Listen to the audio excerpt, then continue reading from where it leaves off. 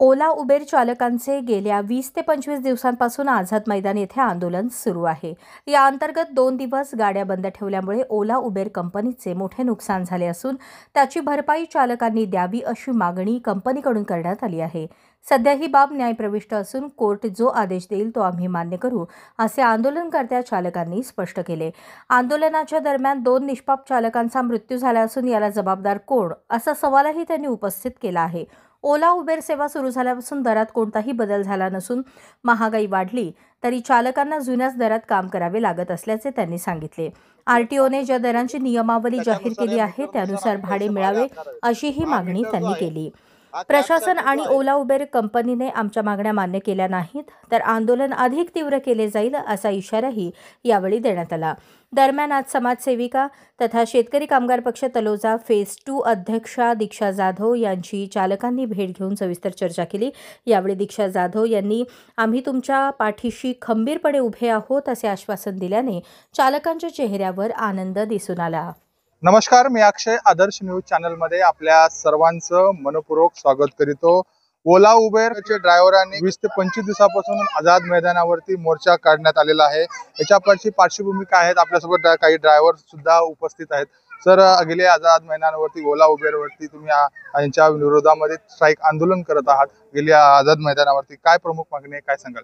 आमची प्रमुख मागणी जी आहे ना ती रेट संदर्भात आहे की आमचा रेट आता ओला उबरकडे आता सध्या 7 आणि 8 रुपये किलोमीटर 10 रुपये किलोमीटर नाही चाललेला आहे, जे की आम्हाला ते काही परवडत नाहीये। आमच्या गाड्यांची कॉस्टिंगच 13-13 लाख रुपये, त्यात आमचा साधा घरचा खर्च काय गाडीचा खर्च सुद्धा निघत नाहीये। त्याच्यामुळे आम्ही रेट वाढावा यासाठी मागणी केलेली आहे गव्हर्नमेंटकडे।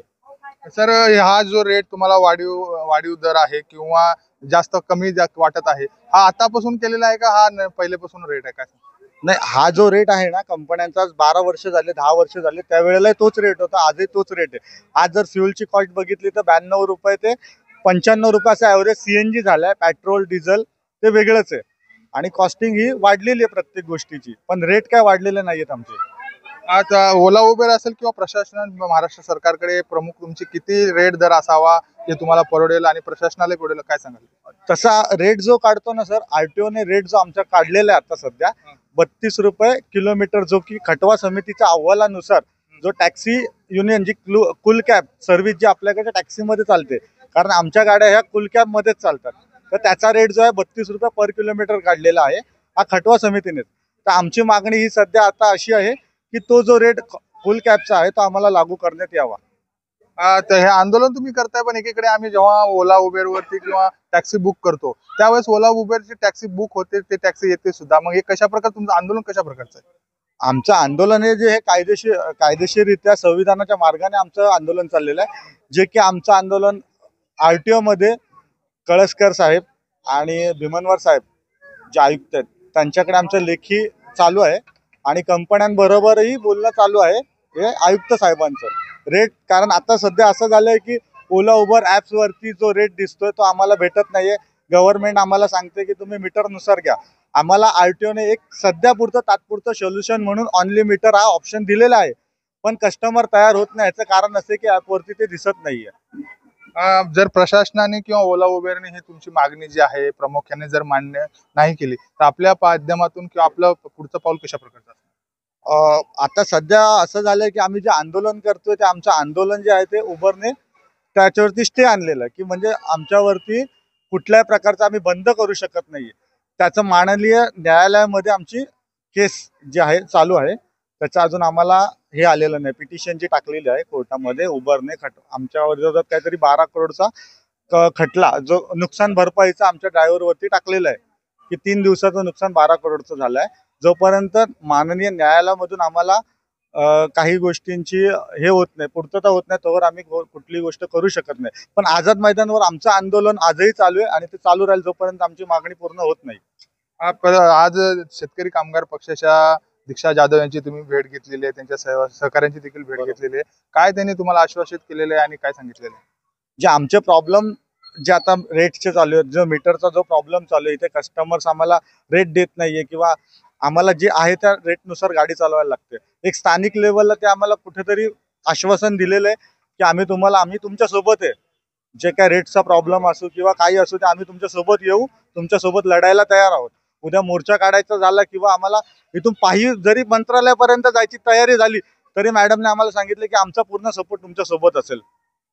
एकीकडे एक ऑटो स्टँड किंवा टॅक्सी स्टँड असतात, पण ओला उबेरचा आपल्या तलोजा विभागामध्ये कुठल्याही प्रकारचा टॅक्सी स्टँड किंवा अचानकपणे जर कुणाच्या मोबाईलने इंटरनेट नसेल किंवा कुठल्या इंटरनेटची सुविधा नसेल किंवा ओला उबेरचं टॅक्सी बुक होत नसेल किंवा होत नसेल तर आपल्या माध्यमातून ते कुठल्या प्रकारचा संपर्क केला पाहिजे किंवा आपल्या परिसरामध्ये कुठला टॅक्सी स्टँड आहे का, काय?